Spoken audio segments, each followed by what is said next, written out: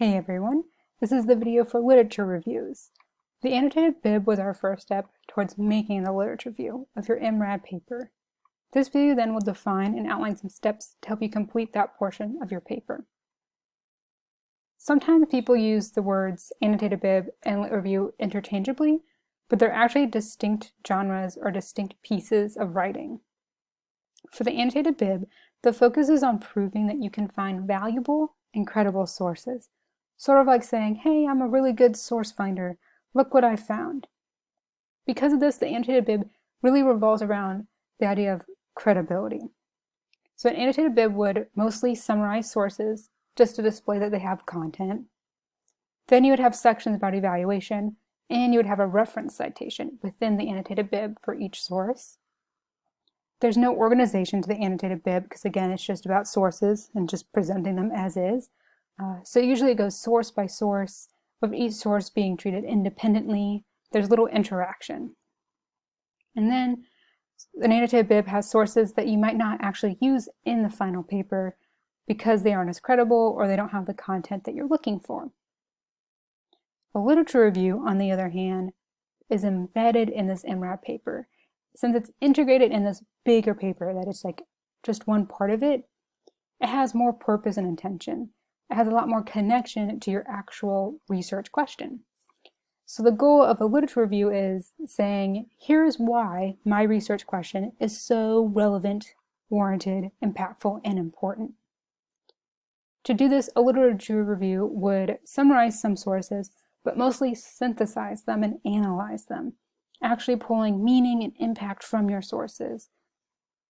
There also would not be an evaluation or reference citation for each source because the reader already assumes that you found credible sources. I mean, you're writing this big paper. So you don't need those sections. Instead, you probably would just use in-text citations in the lit review and then have an actual reference citation in the references section at the end. A lit review is also very intentionally organized. And this way, multiple sources overlap, they have more connections, and they have like this conversation with each other. So you would actually use some sort of method of organization, like topical from the video or pros and cons, chronologically. That way there's more intention. I know I said intention already. That way the sources are more clearly presented to the reader. The reader knows why you're using these sources and how they're supposed to fit into the big picture. Lastly, a lit review only includes relevant sources. You wouldn't include bad sources because then it would just hurt your credibility. So as this shows, there are clear differences, and in a way, the annotated bib helps you start the lit review because it gathers good sources and sources you know how to use. The lit review then is about making the intent, the impact, or the relevancy more clear. So then I have this slide to kind of illustrate what I'm talking about. So you can see on one column, it's called annotated bib with these boxes. You can see that each box represents one single source. So it truly is like source with no interaction with anything else, just source, the next source, the next source. However, in the review column, you see that there are multiple sources per box. For example, the body paragraph of one box says summary and citation of source C, summary and citation of source A. So now we're seeing that there's regrouping happening, there's more organization, you're finding where articles belong with each other. You can also see this with the arrows. You can see how sources from the annotated bib are coming together into a single body paragraph in the literature review. Now if you look within the boxes in this illustration, you can see that an annotated bibliography has a citation, a summary, and an evaluation. Citation, summary, evaluation for every box. However, if you look at the lit review, you can see it has things like topic sentence, evidence, and discussion synthesis. So analysis is definitely happening in the lit review, but it's not happening in the annotated bib. With these kind of like boxes and arrows, it might help to actually use post-it notes or to think of your sources as boxes and start physically kind of lining them up and reorganizing them. Thinking, okay, what are some post-it notes that can go together under a certain section? Or how can I label these post notes as themes or as topics? Now that we've kind of conceptualized, okay, I have to like group my sources and analyze them for meaning, here are some steps that can kind of help you get there. The first step would be organizing your sources. Having this structure really gives you a foundation to work off of. So I would go to that organizational patterns video I made last week, see which pattern works best, and then come up with the subheadings. So if I go through it and I'm like, I really like topical, here are the 3 topics I could do. Or if chronological really applies, here's the time periods I want to focus on. If it's pro versus con, compare, contrast, then you can start separating your sources. Here's my pro sources, here's my con sources. Or if one source has both, you can kind of piece apart sections that would belong in pro and sections that would belong in con. After you've organized your sources, whether mentally or with post-it notes, or you physically are stacking sources or highlighting them, you need to now briefly summarize your sources within their section. So with summarize here, you're not going to copy and paste your annotated bib because that's too much. Instead, you would focus on giving the reader just what they need and focusing more on the data and the results, the actual meat or important parts of the paper that are relevant to your research question. Then when I say within each subheading, so I come up with like 3 topics. Within my first topic, there'll probably be 2 to 3 sources there within that paragraph or section. So again, if you're kind of grouping these 3 together and they all have similarities, you probably don't need to summary. You can be very brief and then focus more on how these sources connect. So again, speaking of how do these sources connect, you can explain why they're important by the following questions. So you can think, okay, I have these 3 sources in this one section. How do the sources connect? Are they agreeing with each other? Are they disagreeing with each other? Then you can maybe look at these 3 sources and think, what conclusions do they draw? And how did this conclusion impact my topic or research question? Then you can look at these 3 sources, 2 or 3 sources, and ask, how does the methodology influence your own methodology? So if they did interviews, does that interview influence how you're going to interview? Or if they did interviews, are you going to do surveys instead? You could also look at your sources and ask, are there any gaps, issues, or disagreements that you want to address by grouping them together? And then lastly, how do these sources support the need and importance of your question? So how does this section, how do these 2 or 3 sources support the need for your question or support some aspect for your question?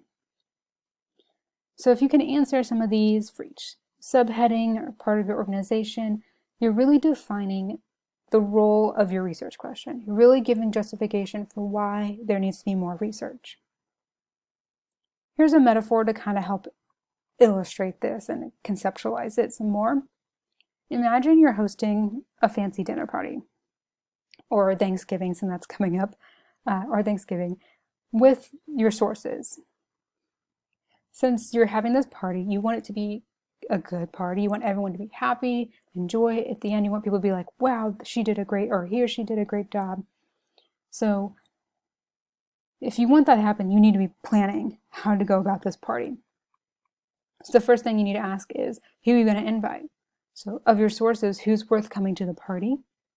And then when you have those people who are important enough to attend, how are you going to group them? You're going to like pair them off or put them in little groups. Who's going to sit next to who? And what are they going to have in common so they can talk to each other? This would be grouping your sources. It would be planning, okay, these sources go together, these guests go together because they have something in common that they can talk about. Next, you probably need to think about discussions you want to have because you're the host. So you might theme your party or in advance notify people what you're going to talk about or what you're not going to talk about, such as like you don't want to talk about politics right now. So you need to plan in advance what discussion questions you want to talk about. Then, this is what happens when I have dual screen. So with that, as a host, you're going to plan your discussion topics. You also probably want to highlight your guests by making them feel important. So bringing out like things that they're experts on or things they really care about. so then they really feel connected. The last part is identifying how groups are going to mingle. So you've paired everyone off, but eventually they might overlap or bump into each other. So you need to think about, okay, which groups can bump into each other, and then which groups cannot interact. Like these two groups, they're going to start a fight, they're going to yell at each other. They have to stay separated. So you need to account for that. Or if you're like, my guests can intermingle, but there might be a little bit of conflict, then you as the host need to think about, okay, for these two groups, how can I have them discuss something civilly? For example, politics at the Thanksgiving table. How can you be the mediator between the two opposing political sides? So the term conversation is used a lot in good writing. We want writing to be like a conversation or to feel conversational. And what that really just boils down to is organization. Just like we plan and organize interview questions so that we get good data so that people talk, you need to plan and organize your paper so that the sources flow, connect, and give good data and talk to each other. So with this, the whole intention with all these sources is not just giving like, here's the background to my topic, here's Climate Change 101. The intent is I'm giving information for my reader so they know how my research question fits in. They have this picture and then they see where your research question, like the puzzle piece, fits in. Because of that like intention, your lit review should build up to the last step of explicitly stating your research question. So you're like, I cover all these topics. You see the gap or the intersection or what needs to be researched. Hey, that's my topic. Here's my research questions. And that's how the lit review all comes together. So with that, I feel like this was really overwhelming at first. I have two resources for you. The first is sentence templates. So this is under files. It's also going to be in a checkpoint. You can look at these example sentences and see how you should be talking about your sources. They're very concise sentences, straight to the point, so they'll be effective for your writing. Another source is something called a synthesis matrix. This is like a graphic organizer to help you identify themes and identify how to use your sources. The setup is basically you have a column for your sources. So each source is in their own little box. And then the other columns represent a major theme or topic of your research question. So then what you do is you have each theme, and then for each source, you go and try and find a quote or section that fits that theme.